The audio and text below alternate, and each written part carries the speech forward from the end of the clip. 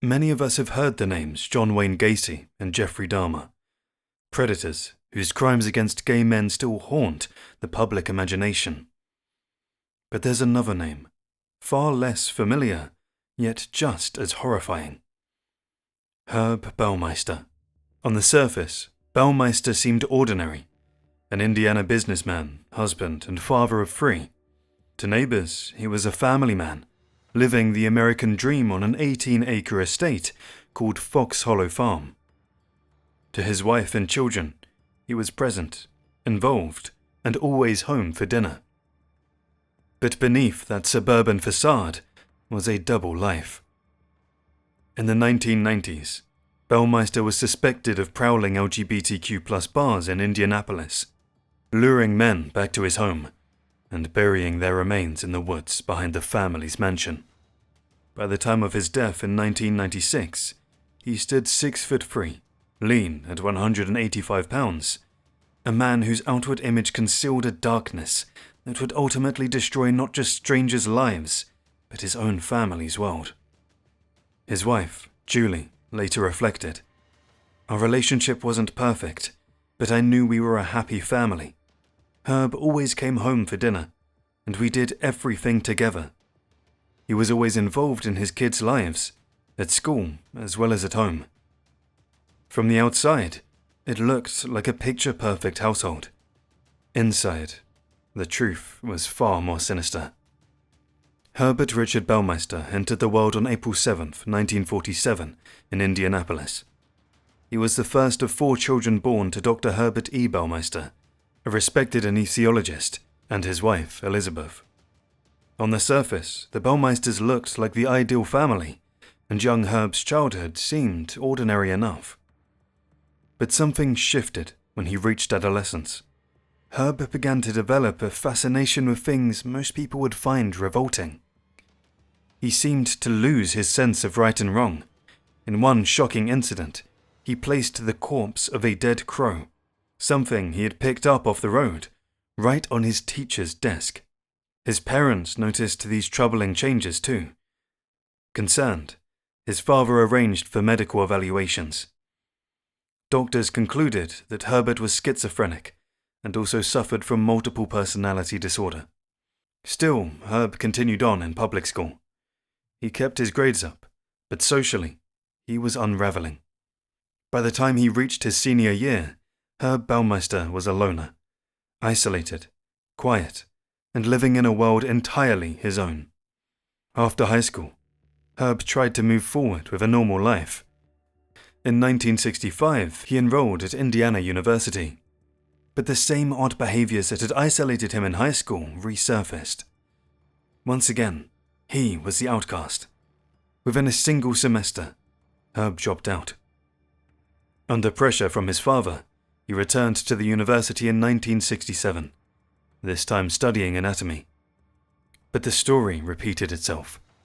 Another failed semester, another quiet withdrawal. Yet something significant happened during his second attempt at college. Herb met a young woman named Juliana Salter, known as Julie. She was a high school journalism teacher, a part-time Indiana University student, and, like Herb, a staunch conservative. The two bonded quickly over politics, and a shared dream someday of owning a business together. By 1971, they were married. On the outside, the couple seemed to be building a promising future, but only 6 months into marriage, Herb's fragile state of mind began to crack. His father arranged to have him committed to a psychiatric hospital, where he remained for 2 months. Despite these struggles, Herb bounced between jobs. His father managed to get him a position as a copyboy at the Indianapolis Star, a low-level role shuffling papers and running errands. Herb hated it. Feeling humiliated by his nobody status, he quit and took another job at the Indiana Bureau of Motor Vehicles. It was there that Herb's eccentric side became impossible to ignore. One Christmas, he sent co-workers a holiday card featuring himself and another man dressed in women's clothing. Around the office, whispers began. Herb was unstable, perhaps secretly gay, perhaps both. Even so, he climbed the ranks. After nearly a decade at the Indiana Bureau of Motor Vehicles, he was promoted to program director. But Herb couldn't hold it together. Within a year, he was fired in disgrace after urinating on a letter addressed to Indiana's governor, an incident that confirmed suspicions he was behind a similar act months earlier. By the mid-1980s, Herb was a stay-at-home dad. To the outside world, he seemed like a devoted father, attentive, playful, loving, but beneath the surface, his double life was growing. He was drinking heavily, and when Julie wasn't looking, Herb was spending late nights at gay bars, chasing desires he kept carefully hidden from his family. Also, in the mid-1980s, Herb Baumeister's life was spiraling. In September of 1985, he found himself in court after a drunk driving hit and run. The punishment? Barely more than a slap on the wrist. But the warning signs were there. Herb was losing control. 6 months later, the chaos escalated. He was charged with stealing a friend's car and conspiracy to commit theft. Once again, the charges didn't stick. Herb walked free, but his reputation continued to fracture. He drifted from job to job, never staying long, until he landed at a local thrift store. At first, he saw the workers humiliating, a man of his potential reduced to sorting second-hand goods. But then, something clicked. Herb realized this wasn't just a paycheck, it was a business model. Over the next 3 years, he studied the ins and outs of the thrift industry, carefully learning how to turn discarded items into profit. But behind this new focus was a personal tragedy. During this time, Herb's father, the man who had pushed him, criticized him, and pulled strings to cover for him, died. His anchor to stability was gone. Herb was now untethered, drifting towards the darker ambitions that would define the rest of his life. In 1989, Herb and Julie Baumeister took a gamble. With a $350,000 loan from Herb's mother, they opened their first Save-A-Lot thrift store. Stocked with second-hand clothes, furniture, and household goods, it was an instant success. Within a year, the profits were strong enough to open a second location. For the first time in their lives, the Baumeisters weren't just surviving paycheck to paycheck, they were thriving. But success came at a cost. Herb treated Julie less like a partner and more like an employee, often snapping at her without warning. The stress strained their marriage, and their arguments became routine. In 1991, even with their relationship crumbling, they bought their so-called dream home, an 18-acre estate called Fox Hollow Farm, just outside Indianapolis. On the surface, it was the picture of suburban achievement. Rolling pastures, a stable, and even an indoor swimming pool. But beneath the façade, things were unraveling. The stores that once shined began to fall into disarray. Herb drank more heavily, lashed out at customers and employees, and let the shops slip into filth. At home, the estate mirrored the chaos. Overgrown lawns, cluttered rooms, and an air of neglect. The only space Herb maintained was the pool house. He filled it with mannequins, posed as if attending a glamorous pool party, and kept the bar fully stocked, crafting a bizarre, eerie sanctuary. While Julie often escaped with the kids to her mother-in-law's lake condo, Herb stayed behind. Investigators later believed this was when his darkest impulses surfaced, when he prowled gay bars, lured men back to Fox Hollow Farm, and committed murders that would eventually shock Indiana. By the summer of 1994, Indianapolis was hiding a dark secret. 2 men, Alan Wayne Broussard, age 28, and Roger Allen Goodlett, age 33, vanished just weeks apart. Their families were desperate for answers, so they turned to private investigator Virgil Vandergriff, a former sheriff's detective with a reputation for digging deep. It didn't take Vandergriff long to notice a chilling pattern. These weren't isolated cases. Dozens of men, mostly gay men, had gone missing in and around Indianapolis. To Vandergriff, it looked less like a coincidence, and more like the work of a predator. Determined to follow the trail, he canvassed the city's gay bars with missing person flyers, speaking to patrons, friends, and family. He heard whispers that Roger Goodlett had last been seen leaving with someone. The clues triggered a disturbing connection. Just a few years earlier, along Interstate 70, a string of homicides of gay men had rocked Ohio and Indiana. Their bodies were dumped by the highway. At least 4 of those victims were from Indianapolis. To Vandergriff, it was clear. Indianapolis wasn't just facing missing person cases. The city might have a serial killer stalking its streets. In the summer of 1994, investigator Virgil Vandergriff finally caught a break. He tracked down a man named Mark Goodyear, who claimed to have survived a chilling encounter with Herb Baumeister. For years, Goodyear told anyone who would listen that he was Baumeister's only living victim. In 1996, detectives from Hamilton County questioned him extensively. Goodyear's story began at a downtown Indianapolis gay bar. That's where he met a man who introduced himself as Brian Smart, a landscaper from Ohio. Brian invited Goodyear back to our home where he said he was staying while he was doing landscaping work. Goodyear agreed, and climbed into Smart's Buick. When they arrived, Goodyear described a sprawling, Tudor-style mansion. The house was cluttered with boxes and furniture. Smart led him downstairs to a bar and pool area, where Goodyear noticed the mannequins that were propped around the pool like silent spectators. There, the night took a darker turn. Goodyear recalled talk of drugs, fetishes, and a fixation on erotic asphyxiation.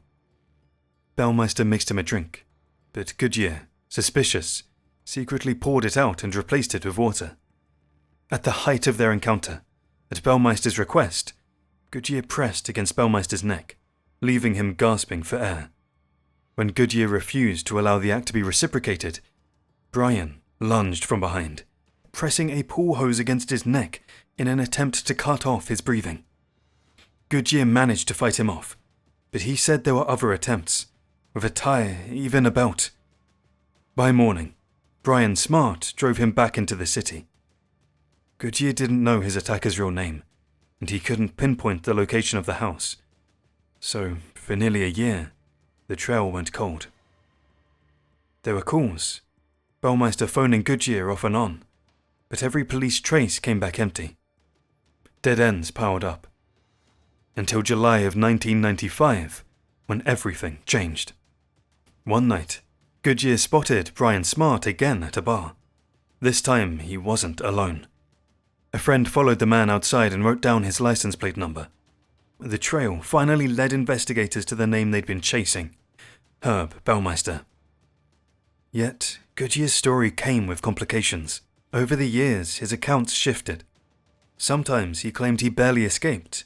Other times, he described the night differently. In the end, he admitted something stunning. He was never a survivor at all. He was a friend of Herb Baumeister. Even as police closed in on Herb Baumeister, another terrifying possibility emerged. He may not have just been the man behind the deaths at Fox Hollow Farm, but also the long-hunted predator who was stalking I-70. Throughout the 1980s and early 90s, bodies began appearing along Interstate 70, scattered across rural ditches and culverts in Indiana and Ohio. The victims were young men, sometimes just boys, most connected to the gay community. All were found partially nude, and all bore the same haunting signature: asphyxiation. The bodies stopped appearing in the mid-1990s, right around the time Baumeister purchased Fox Hollow Farm, giving him 18 acres of secluded land where no one would stumble across a body. Investigators began to suspect that Baumeister had been taking lives long before Fox Hollow, and that the interstate itself had once been his dumping ground. His estranged wife, Julie, provided a crucial link. She handed over receipts proving that Herb had travelled I-70 at the very time bodies were discovered. The timeline fit too perfectly to ignore. At least 11 confirmed victims were tied to the I-70 strangler. Authorities now believe Baumeister might have taken the lives of up to 27 men between 1980 and 1996. The chilling truth: before Fox Hollow became his burial ground, the interstate was his hunting trail. Detectives finally confronted Herb Baumeister on November 1st, 1995, at one of his Save-A-Lot stores. When questioned, Herb immediately lied. He insisted that he had never stepped foot inside an Indianapolis gay bar, but detectives had proof. His license plate had already been traced. Cornered, he finally admitted it, though he simply brushed it off, saying he simply didn't want his wife or children to find out. Investigators pushed for a search warrant on Fox Hollow Farm, convinced the answers were buried there, but county officials refused, ruling there wasn't enough evidence to justify one. For months, detectives remained stuck in limbo. Both Herb and his wife, Julie, flatly denied them permission to search the sprawling 18-acre estate. Behind the woodline, the chilling secret of Fox Hollow Farm remained hidden, for now. By the mid-1990s, whispers about Fox Hollow Farm grew darker. Detectives suspected Herb Baumeister was hiding something, but no one was prepared for what his own family would stumble upon. In December 1994, Herb's young son was exploring the woods behind the sprawling estate when he discovered something terrifying, a human skull, resting near a pile of bones. Herb wasn't home that day.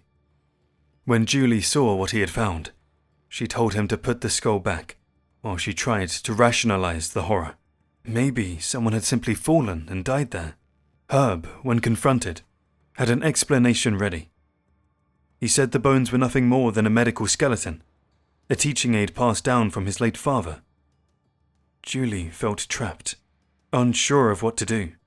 But by 1995, the Baumeister's business was collapsing and their marriage unraveling. Julie was getting closer to her breaking point. Eventually, Julie filed for divorce. In the process, she told her attorney, and later investigators, about the skull her son had found 2 years earlier. On June 24, 1996, investigators were finally granted access to Fox Hollow Farm. What they uncovered was a nightmare, scattered across the property. Burned, crushed, and hidden in the woods were more than 10,000 human bones and fragments. The search was grisly. Forensic teams dug through soil and sifted through ashes. They discovered bones in fire pits, handcuffs with arms sticking through them, artifacts of unspeakable violence. Most of the remains were found in 2 wooded areas and are filled on the western edge of the property, some reduced to blackened shards from being burned. Julie, now cooperating with investigators, described a marriage controlled by fear. She told detectives Herb was a very mean man who can do very mean things to people. She revealed details that seemed shocking in hindsight. The lack of intercourse on their wedding night, Herb's long silences, and his coldness towards her. And intimacy was almost non-existent. After nearly 25 years of marriage, Julie said she had never seen her husband fully undressed. Her testimony, combined with the bone fragments spread across the land, painted a picture of a man leading a double life. Family man by day, predator by night. But before police could move in to arrest him, Herb Baumeister vanished. By the summer of 1996, detectives were ready to close in. With mountains of evidence unearthed at Fox Hollow Farm, police finally secured an arrest warrant for Herbert Baumeister. But before they could act, he slipped away. For over a week, Baumeister's whereabouts were a mystery. Then, on July 3rd, 1996, the search ended in Pinery Provincial Park, Ontario, Canada. Inside his car, officers discovered the body of the man they believed to be Indiana's most prolific serial killer. He was 49 years old. Cause of death: a fatal, self-inflicted wound. The scene was unsettling. Baumeister's vehicle had been stripped clean, the carpeting ripped out, the interior meticulously wiped down. Alongside his body was a 3-page note. In it, Herb spoke of his collapsing marriage, his failing thrift store business, and the pressures that weighed on him. But there was no mention of the bones, no apology, no acknowledgement of the lives stolen. With Baumeister deceased, the criminal case effectively closed. But for investigators and grieving families, the work was far from over. To this day, the painstaking task of identifying the thousands of bone fragments continues. Some victims remain nameless, their stories silenced in the woods of Fox Hollow Farm. The legacy Baumeister left behind is one of horror and unanswered questions. Are you into true crime stories? Then you'll want to see what's next. Just click the video on your screen. We'll meet you over there.